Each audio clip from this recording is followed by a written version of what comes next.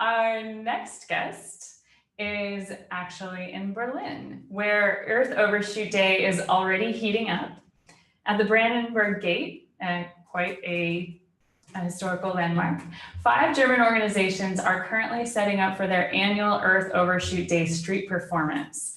The network includes Inkota, German Watch, Verbindung, Bunjunde, which I'm going to ask you to repeat for me, Christina, and Naju. And it is my pleasure to welcome Christina Utz, a member of Verbindung Collective, to tell us all about the performance. Welcome, Christina. Thanks so much for joining us.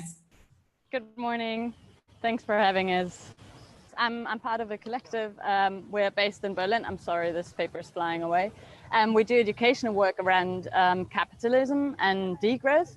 So our focus is how does the economy work? And it's not like an abstract thing out there, but rather to understand it and understand that we're part of it and that we're shaping it every day by the way we consume and by the way we produce things.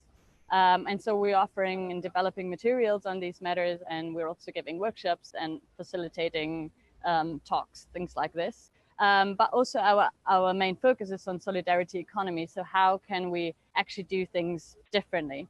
And for us, Earth Overshoot Day is a reminder that we're still using much too many resources. And for us especially, it's a reminder that it's coupled to growth, to economic growth, and that it's impossible to decouple it.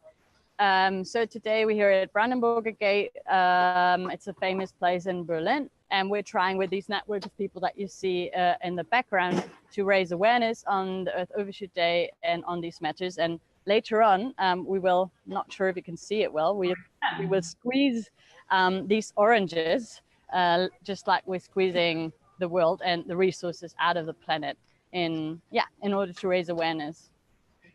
That is fantastic. Can you show me that again? Do you actually have an orange that is painted like the planet? That is We do. so brilliant. I love it. And I love it. It's a little hard to see at the same, but there's an amazing visual behind you with the squeezing of the orange planet. Oh, that looks fantastic.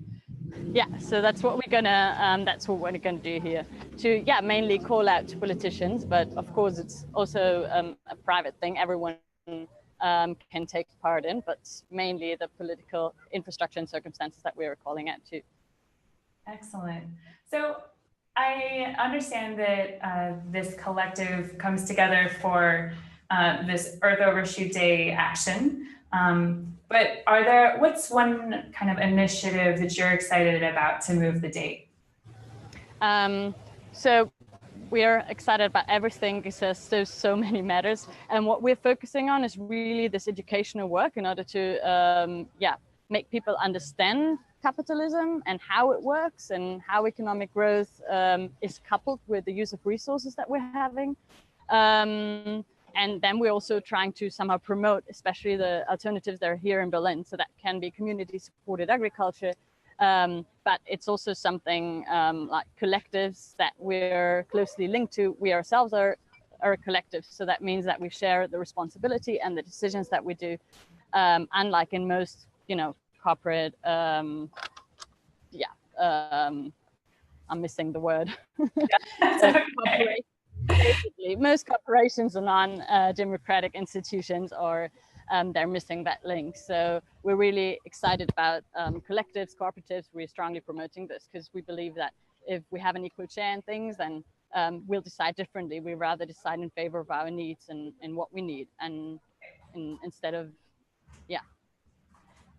So there's actually an old Global Footprint Network annual report that the tagline is what happens when an infinite growth economy meets a finite planet. And I think that sort of gets to those very same issues. So my last question for you is, obviously you're working hard on raising awareness, but if there was something that some issue or challenge that you would like to see move a year from now, what would that be? There are so many. But I think a great way is to just think things through. If you think, for example, the cost of coal or the true cost of coal through, then you most likely arrive at the conclusion that it doesn't really make sense to exploit it, but rather leave it in the ground and switch to renewable energies. Or if you think other things through, you rather arrive to the conclusion that every human being is possibly worth the same, and that, you know, we need other migratory politics. And then there's these things that seem small, but that actually make up a large amount of also our footprint. For example, if you ban cars from the city, or, you know, how much nicer would everything be? I mean, you don't see really cars in the background now, but Berlin is full of it, even though it's just 30% of the people that own a car. So why don't we just, you know, ban these and make nice things out there? Or why don't we transform the agro-industry to something like community-supported agriculture network that we, you know, are all part of?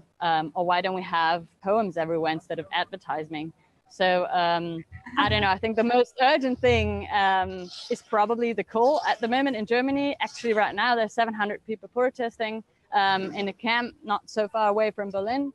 It's a global movement, and it's something that I'm really excited about, that people become active against coal, because it's a major challenge. Well, we're very excited for the work that you're doing, and we're excited that you are partners with us on moving the date. So thank you so much. And so thank you so much for being out there and making a splash on that beautiful sunny day. So let's all get together to move the date. Yay. Thank you. Thank you.